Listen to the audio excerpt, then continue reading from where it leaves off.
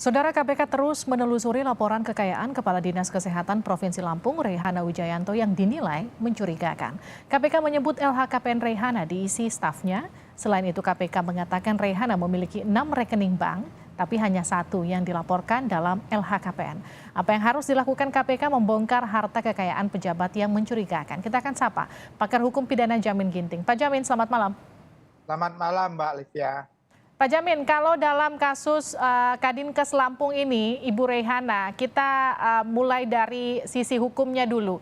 Memberikan keterangan di LHKPN yang tidak benar, ini sanksi hukumnya apa? Ya, jadi kalau LHKPN itu kan merupakan bukan suatu kewajiban. Ya, kalau mau menjabat, ya melaporkan LHKPN. Kalau tidak menjabat, tidak ada sanksi. Mau lapor atau tidak lapor juga nggak apa-apa, begitu. Nah, itu yang menjadi dasar.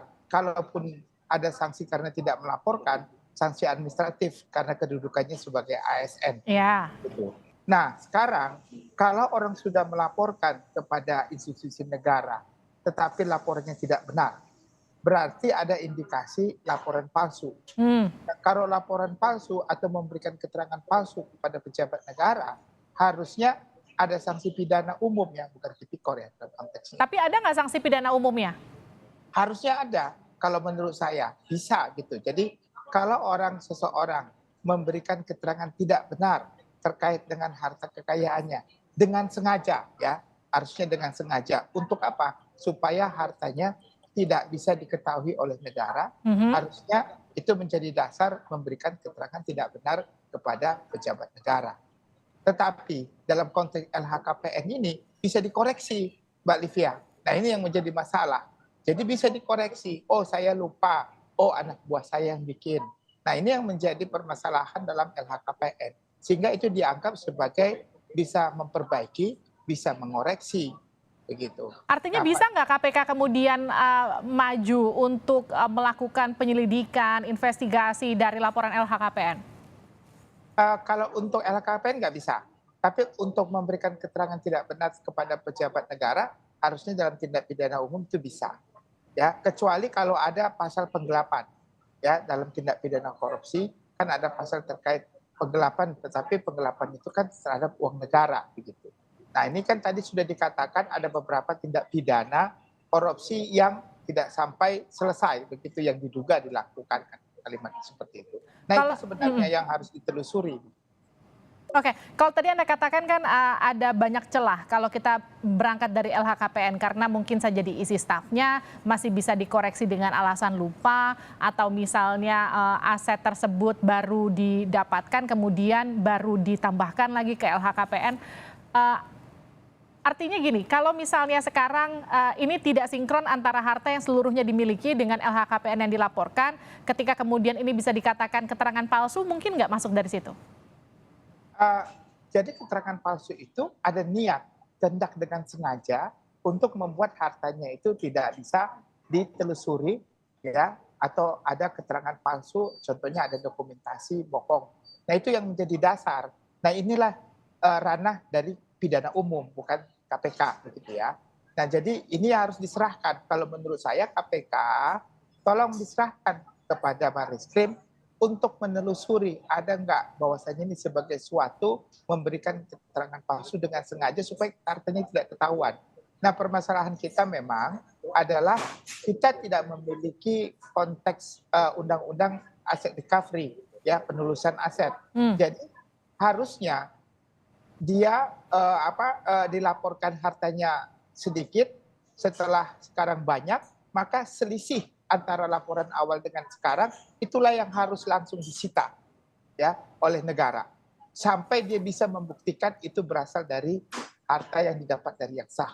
Nah, itu harusnya dilakukan ya kalau memang ada aset recovery yang menjadi dasar kita undang-undang perampasan. Cuma kan sekarang belum ada. Ya, itu juga nanti KPK menyatakan itu membuktikannya bagaimana? Bisa aja contohnya dia bilang dari harta yang sah. Saya kira bisa KPK contohnya ya, saya kasih tahu, saya sedikit kasih pelajaran, asetnya disita dulu sampai dia nanti dasar penyitaannya apa? Laporan pidana Pidana apa? Tapi penyitaan aset itu atas dasar apa, Pak? Pidana umum, memberikan keterangan palsu terkait dengan keterangan asetnya tidak benar. Meskipun sanksi LHKPN, meskipun tidak didaftarkan sekalipun, itu hanya mengenakan sanksi administratif, tapi kemudian ketika datanya yang dilaporkan tidak sesuai dengan harta yang dimiliki, itu kemudian KPK punya kewenangan masuk ke ranah pidana umum untuk menyita aset tersebut? Bukan, itu Barreskrim menyita, bukan KPK sekali lagi. Oke, Barreskrim.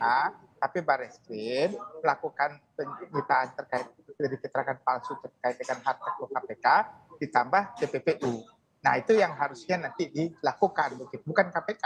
Karena KPK nggak memiliki kewenangan terhadap tindak pidana umum. Dia hanya tindak pidana korupsi. Bisa dikenakan TPPU tanpa kemudian ada kasus yang menyertainya?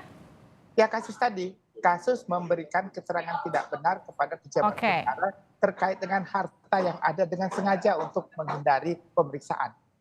Kalau tadi kita berangkat dari kasusnya Rehana, ini kan saya yakin pejabat semacam Bu Rehana ini tidak hanya beliau, artinya banyak pejabat-pejabat lain yang mungkin saja LHKPN-nya diisi oleh stafnya yang memang tidak mengetahui secara detail aset-aset yang dimiliki. Ini artinya celahnya begitu besar untuk lolos dari jeratan hukum seperti tadi yang kita bicarakan.